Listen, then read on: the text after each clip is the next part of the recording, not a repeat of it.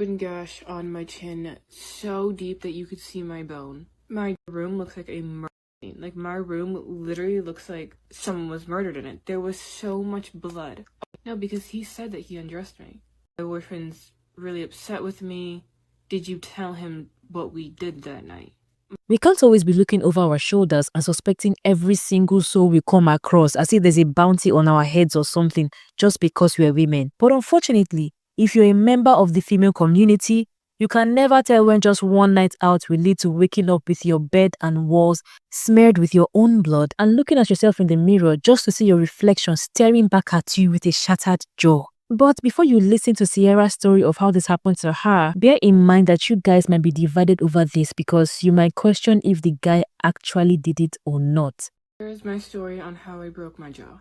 I woke up to a broken jaw on May 18th after a night out drinking with a male coworker. Open gash on my chin so deep that you could see my bone. My jaw was broken this way and completely detached right here. My teeth had almost completely bitten through my lip, my bottom ones biting through the inside. I have a huge amount of scar tissue right here. There's stitches all in here, all down here. And then my front top teeth bit through.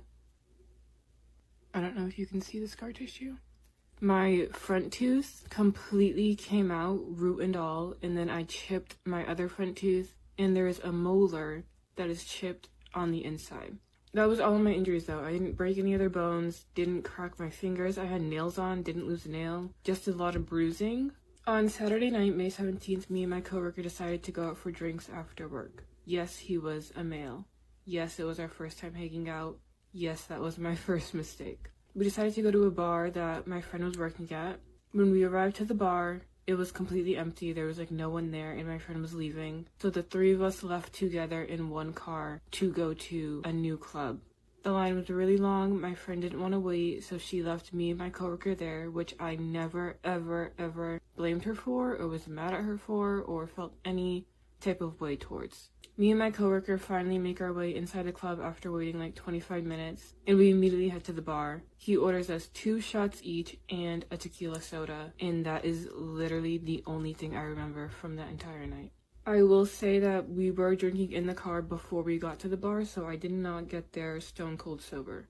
I have never in my life ever blacked out before. I always know my limits when I'm drinking, and I don't do any sort of drugs or anything else like that. I'm literally 90% of the time a sober sister. So this was so unlike me. Everything that happened this night, I feel like was so out of character for everyone that was involved. Everyone was acting so weird. It was my first time ever blacking out, and it was also my first time ever going out alone with a man. I wake up in the morning on May 18th to a text from my coworker saying that I had taken a fall down the stairs and I peed myself, and he did his best to clean me up. He got me in bed and to call him in the morning. I was not in any pain when I woke up. There was nothing that immediately flagged me that like, oh my god, I'm in pain, I'm in danger, something happened. I literally read the text, I responded, LMAO, I'm so sorry. Because I was so embarrassed that I, 1, got too drunk, 2, fell, 3, peed myself. After I sent that text, I went back to sleep. I finally get up around 8 a.m. on May 18th, Sunday morning, and I make my way to the bathrooms and brush my teeth like I do every single morning. When I looked in the mirror, this is what I saw looking back at me.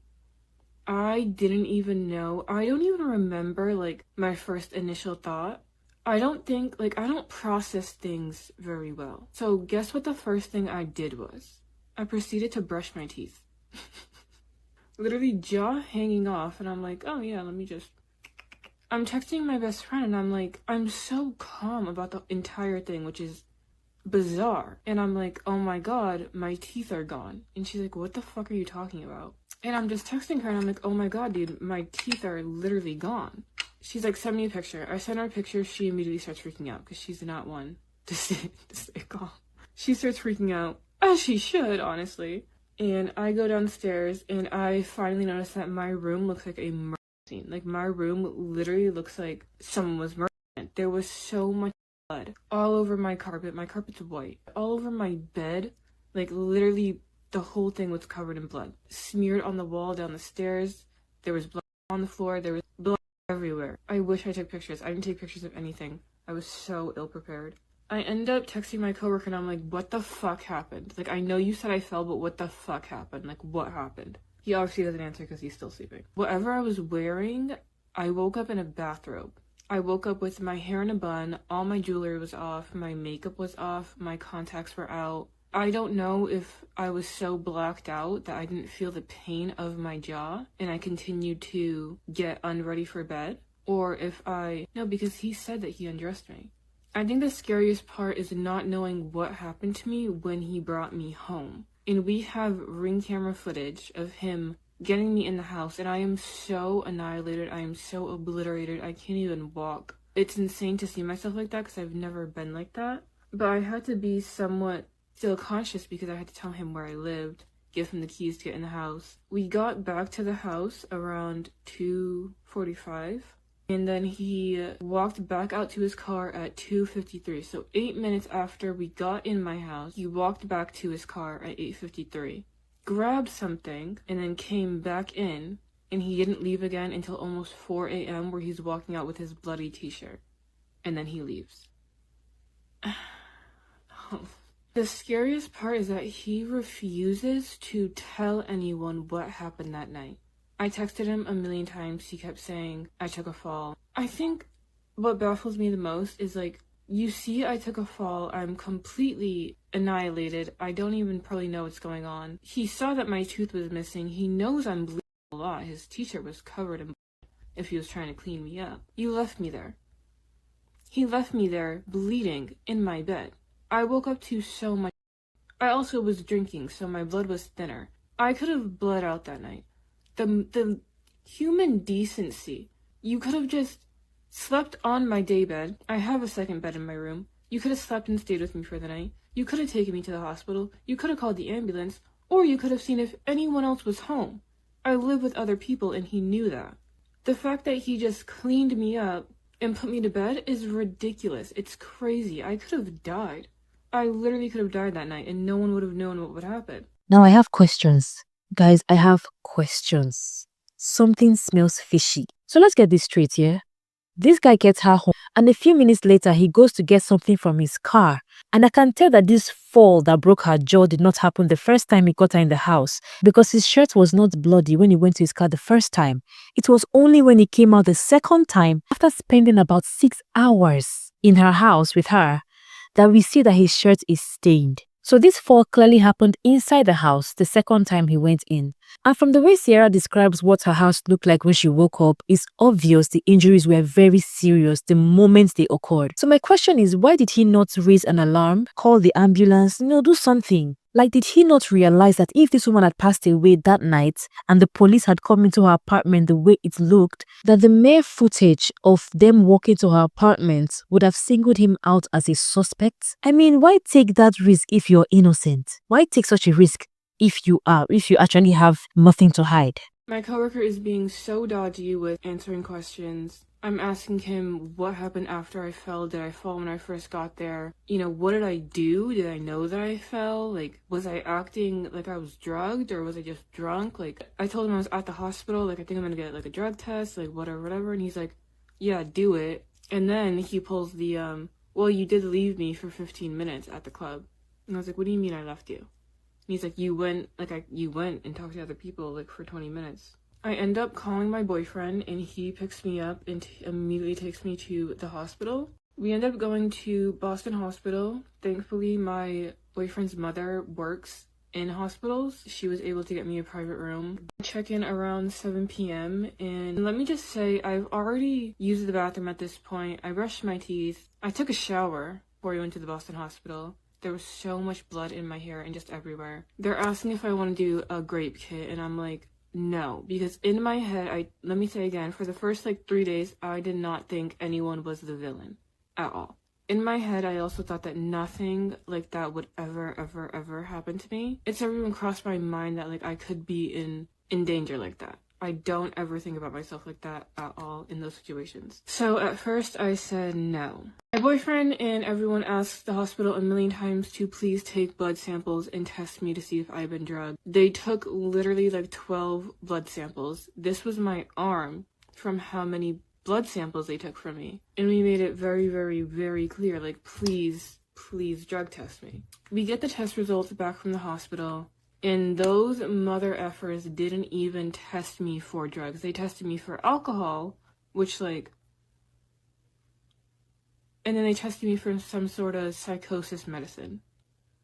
They didn't test for Xanax, they didn't test for a roofie, they didn't test for a Molly, they didn't test for anything that we specifically asked for.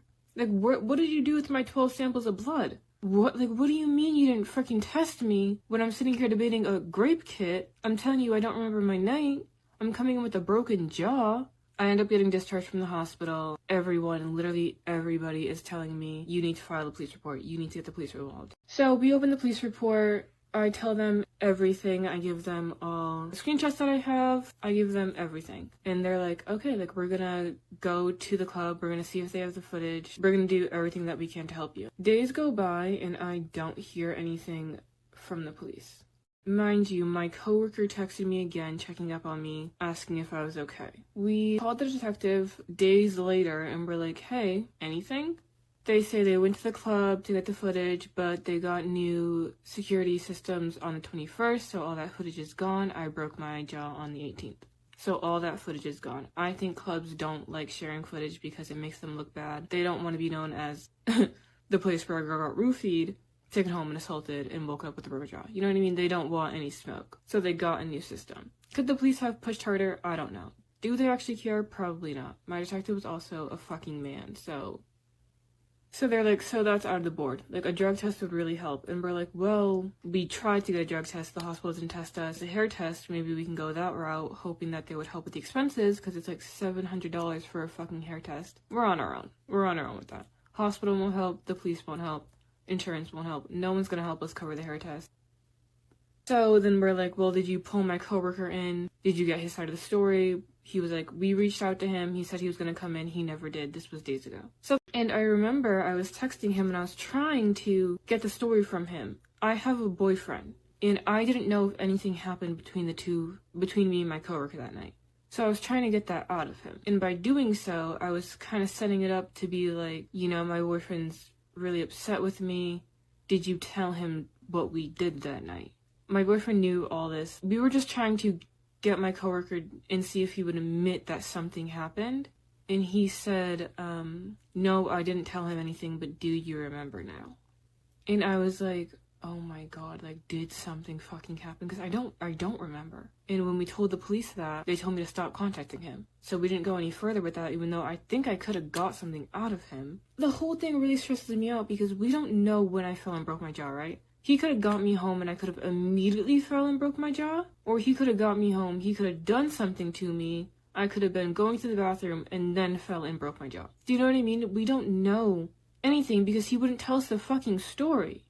After the detective calls me and tells me that my coworker never showed up for questioning, my coworker then hits me up again to see how I'm doing. And he's like, you know, I know you went to the police. I don't blame you for that. I want you to know that I am going to be going in, giving my statement. I wasn't supposed to be talking to him. In some way, hearing that he was going to finally say his side of the story brought me some sort of peace. And I was like, maybe I'll finally know what happened to me. And he even said, he was like, I hate that you will never get the closure that you need.